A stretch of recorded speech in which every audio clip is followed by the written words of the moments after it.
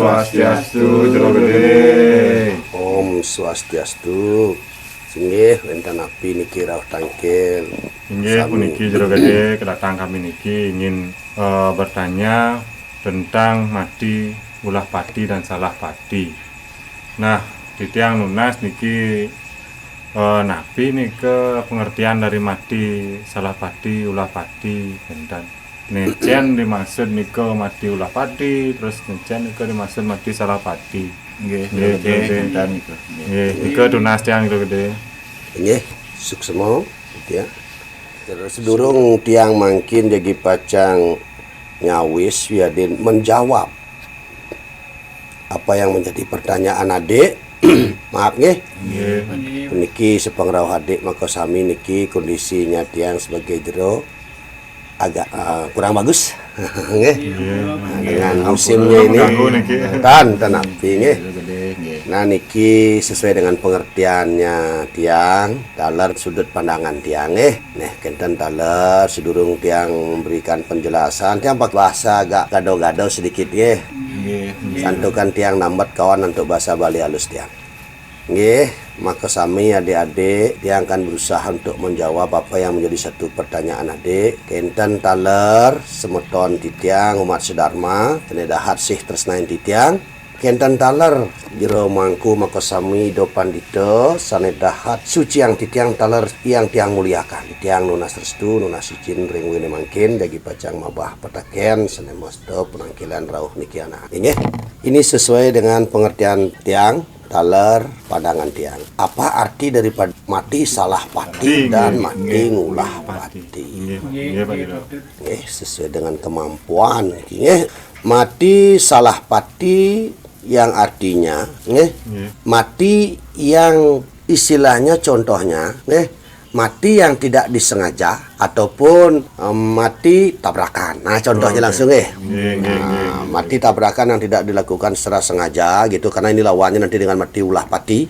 Nah jelasnya begitu, mati tabrakan, mati cacat pokoknya. Mati jatuh, mati kena racun ataupun dibunuh. Nah seperti itu. Itu yang disebut dengan mati salah pati. Tidak seharusnya dia mati, tapi dibilang tidak seharusnya, tapi banyak orang yang mengatakan ketika dia mati jatuh ataupun tabrakan, itu nasibnya kan begitu. Tapi pengertiannya di sini kita artikan ketika matinya istilahnya cacat, di contohnya tabrakan seperti yang tiang bilang tadi, jatuh, kena racun, diracuni, dibunuh, tenggelam dan lain-lainnya. Yang matinya itu tidak disengaja dilakukan oleh yang meninggal itu sendiri. Nah di sini sebaliknya mati ngulah pati. Ngulah itu sudah artinya keinginan sendiri. Pati itu kan mati. Nah artinya kematiannya itu sendiri diinginkan oleh dirinya sendiri, kendak dirinya sendiri. Bukan artinya kematiannya itu dikendaki oleh Ida Sang Hyang Widiwasa. Modelnya seperti yang bilang tadi, cuma bedanya mati bunuh diri, modelnya mati gantung diri, mati meracuni diri, itu ya. Nah itulah contohnya mati yang sengaja dilakukan oleh yang bersangkutan yang mati itu sendiri. Itu namanya mati ngulah pati. Gitu. Napi malih. Ampura niki Jero Gede niki. Nah mangde dianggap lengkap niki sepengaruh tiang niki tangkil sareng Jero Gede niki. Nah tiang niki miragi ningah niki kenten mari-margi taler niki sepentonan kenten patut niki nikang yen nak mati ulah pati napi sorgati petaken sebenarnya tiang salah pati kenten nikang niki ten polis genah niki bilang niki gentayangan kenten niki Pak Jero. Nah mohon niki penjelasannya Pak Jero kenten. Suksema Pak Jero. Mari kita bahas bersama-sama juga Kalau masalah itu tiang juga akan menjawab sesuai dengan pengertian tiang, karena tiang juga tidak tahu surga ataupun yang disebut dengan swarga. Nah, sesuai dengan pola pikiran tiang atau olah pikiran tiang juga biar masuk logika sedikit. tidak dapat surga. Kalau masalah tidak dapat surga itu tiang tidak berani menentukan dan menjawab. Nah di sini cuma tiang akan berani menjawab begini. Ketika dia mati ngulah pati ataupun salah pati itu sudah mati salah dan ngulah ya. Nah di sini kalau menurut tiang dia menjadi arwah gentayangan itu menurut tiang itu benar. Sebab kenapa? Ketika kematian kelahiran itu ditentukan oleh Ido Sang Yang Widiwasa sesuai dengan karma kita. Kan begitu? Nah ketika kita mati salah pati yang namanya sudah salah berarti kematian itu salah. Seperti contohnya tabrakan segala macam dan lainnya mati ngulah pati yang dikehendaki kematiannya itu oleh dirinya sendiri bukan dari kehendak Ido Sang Yang Widiwasa. Nah itu artinya dia sudah melanggar aturan daripada ketentuan hak daripada Ido Sang Yang Widiwasa. Makanya seringkali yang bilang kelahiran kematian ataupun putaran kehidupan itu ditentukan oleh Ido Sang Yang Widiwasa sesuai dengan karma kita. Kan begitu? Nah, tapi tiang juga sangat setuju apa yang menjadi pendapatnya adik-adik tadi, tidak mendapatkan surga, oke lah. Kan begitu? Ataupun disebut dengan menjadi arwah gentayangan. Nah, mungkin di sini mari kita pikirkan ya, ketika kematian kita salah dan ngulah ya dikehendaki oleh diri sendiri ataupun salah itu sendiri yang tidak dikehendaki oleh Tuhan. Contohnya ketika Tuhan menghendaki kau diciptakan dengan umur 100. Nah, sebelum umur 100 kita istilahnya ngulah ataupun salah pati. Nah, di sana kita yang namanya untuk menutupi mengikuti umur yang ditentukan oleh Ido Sang Yang Widiwasa umpamanya umurnya 50 tahun sudah mati tabrakan ataupun 50 tahun meracuni diri, semestinya umurnya 100 tahun, kan begitu? Nah, lagi 50 tahun itu yang dikehendaki oleh Ido Sang Yang Widiwasa tetap ditentukan oleh Ido. Nah, dari umur 50 tahun itu disalahkan oleh Ido Sang Yang Widiwasa. Nah, maka dari umur 50 tahun itu mencari ke 50 lagi biar mencapai 100 tahun yang dikehendaki oleh yang ditentukan oleh Ido Sang Pencipta Sang Yang Widiwasa itu sendiri. Nah, dari itulah kita mungkin gentayangan untuk menutupi ataupun untuk melengkapi umur yang ditentukan oleh yang pencipta. Nah, makanya ada nyatakan arwah gentayangan. Nah, kalau saya contohkan di sini, maaf sekali kalau menurut pengertian tiang dan pemahaman tiang secara logika. Kalau umpamanya kita ngaben atau segala macam sampai mengukur melingih, oke lah itu sugesti kita yang kita tidak lihat, tapi kita akan pakai logika. Ketika kematian itu umpamanya sudah melingih dan sudah bersih, kan begitu? Alangkah gampangnya kita itu istilahnya gimana karma itu yang harus dipertanggungjawabkan sudah dibersihkan begitu saja. Sama dengan halnya karma ulah pati salah pati itu sudah ditentukan salah, melanggar aturan Tuhan, kan begitu? Berarti kita bebas melakukan kejahatan atau bagaimanapun di dunia ini. Pada saatnya kita nanti dibersihkan secara upacara itu sendiri ya sudah bersih, melingih, kan begitu? Kami sekarang pikirkan, masuk akal nggak? Artinya tidak ada loh yang menyalahkan ketika kita punya karma ataupun perbuatan di saat kita hidup ini berbuat jelek, berbuat bromocorah atau bagaimanapun jeleknya. Tidak mungkin orang punya keluh kesah kok begitu. Istilahnya perbuatannya jahatnya dia tidak percaya dengan hukum karma apa, kan begitu? Nah, kalau ada keluhan seperti itu, kita di sini adanya maaf hanya untuk pembersihan itu. Buat apa ambil pusing lagi kita berbuat jahat atau berbuat baik? Buat apa kita ambil pusing lagi untuk berbuat baik? Sedangkan sini ada ayatnya untuk membersihkan, kan begitu? Nah, di sini pengertiannya tetap yang namanya jadi pertimbangan adalah hukum ataupun karma itu sendiri yang menentukan baik dan buruknya. Tidak bisa ditebus dengan banten begitu saja kalau menurut dia. Yang namanya itu dosa yang harus dipertanggungjawabkan, kan begitu? Makanya ada di sini terkait hukum karma. Tuh, napi mana? Ampura niki so gede. Lurus.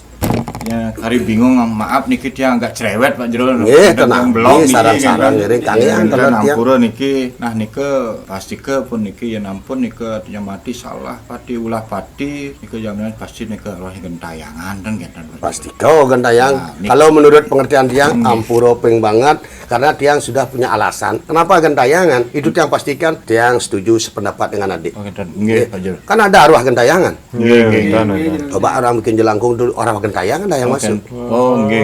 Karena adanya mati salah pati, ulah pati itu sendiri. Yang belum matinya ditentukan oleh Ida Sang Hyang Widi Waso, dia melanggar sesuai dengan kehendak keinginannya. Terus niki Wajero biar tiang niki artinya tidak bimbang bingung, nah tiang niki keluarga juga niki nah wenten niki kejadian sekali tadi niki nah tiang madue niki angin tiang misan kenten mati niki kenten ulah padi kenten Wajero di Jawa ben niki Wajero kenten di Jawa niki kentennya kejadiannya niki nah tiang niki nah bange pejalan nah kenten pun niki menene ngulapin niki nah sapunapi niki ndek pemargi jo gede niki nah tiang mohon ngulapin. Nggih, nah kan dawag dikor yang di ngulapin. Pada saat itu di mana ngulapin? Nggih, tapi harus ke Jawa tiang niki napi punapi niki nah tiang niki nah tergantung tempat, waktu juga kenten niki masih bingung biaya tak ler yo gede kenten. Kalau menurut nggih napi malih. Kentan. Dike tergantung nasang niki. Kalau menurut tiang pertanyaannya adik niki sangat bagus yang biasanya kita lakukan di masyarakat luas ataupun di kalangan masyarakat kita sering kali melihat, tiang juga sering kali melihat. Nah di sini tiang mau berbagi sesuai dengan pemahaman tiang. Mudah-mudahan bisa dipakai dan bisa dicerna dengan baik apa yang menjadi inti daripada tujuan jawaban tiang niki ketika nanti ini masuk akal ataupun bisa dipakai di kalangan masyarakat agar kita juga memahami setiap kejadian ataupun ritual-ritual yang kita lakukan. Kan begitu? Ki sesuai dengan pengertian pemahaman sudut pandangan dia. Indik ngulapin ketika ada kejadian, maaf mudah-mudahan kita selamat selalu senantiasa dalam lindungan Ida Sang Hyang Widi Waso. Kejadian seperti yang menimpa adik tadi. Ada saudaranya mati tabrakan. Di mana tadi di Jawa. Di Jawa niki. Nah ini bertanya apakah harus ngulapin di Jawa? Kan begitu? Nggih. Nah, kalau menurut tiang tidak. Nah kenapa? Kenapa tidak? Dimanapun itu, pamannya jauh dari pemukiman kita, ada kejadian seperti itu, mudah-mudahan tidak segaris bawah itu ya. Seharusnya tidak di tempat kejadian itu kalau menurut tiang. Itu kan kadang-kadang kita itu punya sugesti, dia di sana jatuh, dia di sana pasti rohnya di sana masih kan begitu. Yaitu antara ya dan tidak, saya tidak tahu itu kan. Tapi di sini tetap yang namanya walaupun itu nis, skalanya berada secara logika. Kalau menurut tiang tidak, saya ulangi lagi. Kenapa? Di sini yang namanya kita manusia yang punya batas kemampuan baik itu melihat, berpikir ataupun kehidupan. Nah, di sini kita mengartikan sang penguasa Ida Sang Hyang Widi Waso yang tak terbatas. Ya, tidak seperti kita yang punya keterbatasan. Nah, di sini kita memuja dan memuji kepada Ida Sang Hyang Widi Waso. Di mana sudah pernah dijelaskan fungsi dan sifat-sifat Ida Sang Hyang Widi Waso, Tuhan itu sendiri sebagai manifestasi menepati di segala penjuru arah yang memiliki kuasa tersendiri. Nah, pada saat yang menjelaskan dalam bentuk ketika beliau menepati di 4 penjuru arah dalam cakrawala disebut dengan Sang Hyang Catursana. Satu diantaranya tiang ringkas saja. Satu diantaranya ketika beliau menepati arah selatan, beliau disebut dengan Sang Hyang Durgomayo, bertaruhnya Brahmo dengan unsur api merah. Nah, disebut dengan Dewo Lebuh. Nah, dalam Catursana disebut dengan Iratu Wayan Debang. Dengan begitu yang aksara sucinya bang yang warnanya merah dengan unsur panas dengan butonya buto bang itu sebagai Dewo Lebuh Ida Sang Hyang Widi Waso sebagai manifestasi itu. Nah di sini yang artinya sebagai Dewo Lebuh, beliaulah yang menguasai sekancaning lebuh yang disebut dengan margi tiga. Lebuh di sini kata artinya adalah jalan, rurung, margi. Itu lebuh itu makanya disebut dengan pelinggih pesimpangan. Pesimpangan itu jelas dimaksud jalan. Nah, di sini beliaulah yang menguasai margi tiga sepanjang jalan di seluruh dunia planet yang tak terbatas. Jangan kita mengukur seperti kita yang punya batasan. Nah, beliaulah yang menguasai sepanjang jalan baik darat, laut, udara. Ketika kita sudah ngayang memuja beliau di lebuh yang menguasai jalan dimanapun sampai kita tidak tahu, kita sudah memuja Tuhan sebagai penguasa lebuh disebut dengan Dewa Lebuh, Betara Brahmo, Sang Hyang Durgomayo, Sang Hyang Tungkas Jagat atau disebut Iratu Wayan Tebang yang saya sebutkan tadi. Nah, ketika ada kejadian seperti itu, maaf nih secara logika, kenapa kita repot-repot lagi ke Jawa seperti adik bilang tadi? Memang kita tidak bisa melihat istilahnya dari sini memantau sampai di Jawa karena kemampuan kita sangat terbatas, tapi beliau menguasai segala-galanya. Ketika beliau menguasai istilahnya sebagai manifestasi yang menepati arah selatan sebagai Dewa Lebu Agung, beliau lah menguasai jalan dimanapun itu. Kita cukup istilahnya ngulapin ring lebuh kemantan. Pangtan Nirago memang titiang tidak mempertentangkan istilahnya tradisi kita dari dulu. Maaf saja di sini bukan titiang tidak menghormati penglingsir kita. Perlu di sini kita juga yang mana harus kita sempurnakan dari pemahaman-pemahaman penglingsir dulu, karena maaf titiang tidak memponis ataupun tidak berani kepada itu. Nah, masuk akal lah menurut tiang karena zaman dulu itu beliau semua para penglingsir kita tuno masalah pembelajaran karena dia itu susah mungkin pada saat itu belajar gitu. Nah, kalau kita pakai logika gak mungkin lah orang tidak belajar pintar kan begitu. Begitu aja kalau menurut tiang ya. Kesimpulannya kalau ada begitu ngulapan cukup dilepuh walaupun di mana kejadiannya. Pak Jero. Ada saya Pak Jero niki dimanapun kejadiannya, tempatnya, kita niki Pak Jero cukup niki bisa kita tuh dilepuh. Bagus saya potong sedikit. Nanti kalau ada umpamanya kata-kata begini siruning nyangke gitu nah nyangke. Seandainya tidak di jalan kejadian tulung niki di Tegal nih ada unyuh. Begitu kan. Masa dilebuh? Ya harus dilebuh. Kenapa? Di sini yang dimaksud dan arti daripada lebuh itu selain penghuni pekarangan yang menghuni di sana disebut pekarangan sosok dari tubuh manusia itu disebut pekarangan Istoma Dia Utamo. Ataupun wewidangan tempat suci ataupun pura kerajaan itu sendiri itu sudah disebut lebuh walaupun itu tegalan, bangunan kalau tidak umpamanya itu sebagai pekarangan itu sudah disebut dengan lebuh. Ada saya kejadian di luar pekarangan begitu.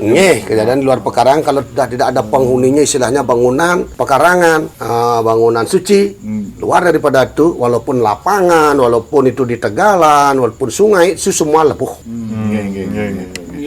Ya tidak kecangkik nanti itu harus ada dasar untuk menangkal. Semua niki juga gede. Nah niki ampun kalau niki gede niki niki maaf sekali niki Pak Jero cerewet. Sarang-sarang bagus niki. Tiang sangat senang. Ya cerewet niki. Nah tiang jadi niki mengikuti dan Pak Jero jadi mendengarkan juga penjelasan Jero gede sebelumnya niki Pak Jero. Di bidang napi niki. Nah cara mandinya niki nah konten kan ngiring sarang-sarang tiang ngiring tiang anak dari bingung genten lah niki nah tumpung tiang tangkil sangat semeton niki genten. Nah dari penjelasan niki nah tiang mengikuti dan juga mendengar niki ada bahasa moksa genten. Moksa nah niki artinya nah ampun ya tapi belum tiang artinya kanton tiang niki jo bingung genten sebab niki di mananya bingung niki tiang lah nyame misalnya gitu nak mesti mati ulah pati dalar niki genten. Nah yang kadang kedepannya yang sampun nikit yang nah medue nah biaya kenten wenten kalah asa nikit nah lagi kadang pacara ngaben dan mukur kan mukur kenten nah napi nikah bisa nanti nah benjangan nah boleh genah napi moksa kenten niki do gede kenten niki bab namanya niki nah jatmen napi manusia kenten apa bisa mencapai moksa kenten ampura niki maaf sekali niki sukses semua ngiring sarang-sarang nak ya walaupun tiang di sini anak-anak yang kesini datang kepada tiang percaya sebagai narasumber, tapi tiang tetap manusia yang tidak luput daripada kesalahan dan kekurangan yang sangat banyak. Mohon maaf. Memang tiang pernah menjelaskan masalah moksa itu sesuai dengan pertanyaan. Tiang tidak mau lebih. Ketika pertanyaannya A, tiang jawab A. Walaupun di sini tiang sedikit mengerti pertanyaannya A sampai B yang bisa menerangkan, tetapi ketika melebihi dari pertanyaan itu kan tiang dagang obat dan anda dos nih. Maaf ini. Nah memang itu berikut yang pernah menjelaskan tentang moksa itu apa. Yang jelaskan dari Pancosrado itu artinya sifat Tuhan itu adalah awal dan akhir biar mengenai disebut dengan Brahman dan moksa. Moksa itu yang artikan kemarin itu dengan juga disebut dengan sifat Tuhan, siapa yang namanya bebas dan tak terikat oleh duniawi. Kan begitu. Yang tiada lain Tuhan itu sendiri biar nyambung dengan Brahman, sifat Brahman dari Pancosrado. Kan begitu. Nah di sini pertanyaan nanti, bisakah mencapai moksa ketika dia mati salah pati ataupun ulah pati? Kan begitu. Nah di sini sesuai dengan pertanyaan sekarang, saya berikan dulu penjelasan tentang apa itu moksa. Kan begitu nah. Moksa itu seperti yang jelaskan adalah tidak terikat oleh duniawi, dan terbebaskan ataupun bebas, kan begitu. Nah, di sini bisa dibuat arti dua arti, kan begitu. Sifat Tuhan juga seperti itu, tapi di sini pertanyaannya, bisa nggak mencapai moksa? Kalau menurut dia, semua manusia, setiap makhluk hidup pasti moksa. Karena di sini maaf, tetap yang memberikan penjelasan agar kita tidak salah mengartikan. Karena kita tetap terikat namanya reinkarnasi ataupun disebut dengan punarbawa. Setiap yang lahir pasti akan mati, setiap yang mati pasti akan terlahirkan kembali. Nah, kenapa moksa itu seartikan adalah setiap kematian semua manusia makhluk hidup adalah pasti moksa. Itu pasti. Tapi arti moksa ini bukan berarti tidak terlahirkan ataupun menjadi dewa. Itu takutnya tiang niku yang dimengertikan, karena manusia punya batas kematian, tidak akan pernah menjadi dewa. Menurut pengertian tiang niki dan pemahaman tiang secara logika betul-betul real. Begini, moksa di sini saya artikan yang tidak terikat oleh duniawi, terbebaskan ataupun bebas. Dan di sini jawabannya, bisa manusia tetap mencapai moksa ataupun disebut dengan moksa setiap makhluk hidup. Kenapa begitu? Ketika contohnya dulu di makhluk hidup, ya kita pakai manusia. Biarpun dia mati salah pati, ulah pati, apapun itu. Manusia ketika Brahman Tuhan itu sendiri. Percikan terkecil dari Brahman yang memberikan hidup setiap makhluk hidup adalah Atman. Nah, ketika Atman itu lepas dari anggo sariro, badan manusia itu, manusia akan mengalami kematian. Mati itulah disebut moksa. Nah, manusia akan mengalami kematian. Nah, badan kasar daripada unsur Panca Mahabhuta itu, Brahman itu sudah kembali ke Tuhan, karena itulah Brahman itulah Tuhan itu sendiri. Nah, dari unsur Panca Mahabhuta itu, dari badan kasar kita itu akan musnah. Nah, begitu musnah, jangankan musnah dulu, begitu mati, apakah dia terikat dari duniawi lagi? Apakah butuh minum lagi? Tidak. Apakah butuh makanan lagi? Tidak. Apakah butuh berlente lagi? Tidak. Itulah namanya tidak terikat oleh duniawi. Ketika badan kasar kita itu sudah mati, udah tidak terikat oleh duniawi, tidak butuh makan, tidak butuh minum, tidak butuh perhiasan atau segala macam. Kan terbebaskan, sudah bebas dari duniawi. Dia tidak ngitung apa-apa lagi. Dia tidak ngitung minum, tidak makan, tidak ngitung berhias, tidak ngitung dia itu menjaga kesehatan. Itu semua duniawi. Nah, maka dari itu dibilanglah kematian itulah moksa. Tapi pengertian moksa itu bukan berarti kita masuk surga ataupun disebut menjadi dewa ataupun tidak akan terlahirkan. Karena kita terikat di sini dengan disebut dengan punarbawa, reinkarnasi. Kenapa begitu? Ya, karena kematian itu disebut moksa seperti saya bilang tadi. Moksa adalah tidak terikat oleh duniawi dan terbebaskan. Sebab ketika tubuh kita mati ini, udah kita tidak terikat oleh duniawi lagi, makan atau segala macam. Atma itu berasal dari Tuhan itu sendiri, itu Brahman, akan kembali kepada beliau, menyatu kepada beliau. Bukan kita tidak memberikan, hanya memberikan hidup, udah. Dan manusia akan mengalami kematian, nah. Dan di sini tidak terikat oleh dunia lagi, dari unsur Panca Mahabhuta kita. Nah, di sini ada keterikatan manusia yang membuat manusia tidak menjadi dewa ataupun tidak terlahirkan kembali, ya kan begitu? Di mana terikatnya begitu? Kekomoksa kudekinya sesuai pertanyaannya. Nah, begitu. Di mana terikatnya? Setiap manusia istilahnya adalah ya yang mengikat dia, yang menentukan dia adalah Atma lepas dari badan kasar, ya. Atma kembali, badan kasar kan hancur, unsur Panca Mahabhuta. Dia tetap pada saat hidup adalah berbuat. Yang mengikat kita di mana kita buat perbuatan itu yang harus kita pertanggungjawabkan. Hasil perbuatan kita disebut dengan karma. Karma itulah yang menjadi penentu yang kita bawa ke sana, yang tidak bisa dihapuskan. Mungkin itu yang disebut dengan Sang Pitaro, atau disebut di sini perangkatnya arwah. Itulah disebut Sang Pitaro ataupun arwah, atau disebut di sini dalam ajaran tiang sampai di sana Sang Hyang Ratno Kusumo, kan begitu. Itulah arwahnya yang harus dipertanggungjawabnya. Yang kita bawa ke sana hanyalah perbuatan antara baik dan buruk. Atma itulah milik Tuhan, bukan kita sendiri yang hanya memberikan hidup setiap makhluk hidup. Badan kasar itu disatukan dengan Atma kepada Tuhan, itu akan hancur sebagai perangkat Atma, disebut dengan unsur Panca Mahabhuta, yang tidak lagi terikat oleh namanya duniawi ataupun terbebaskan di saat dia mati.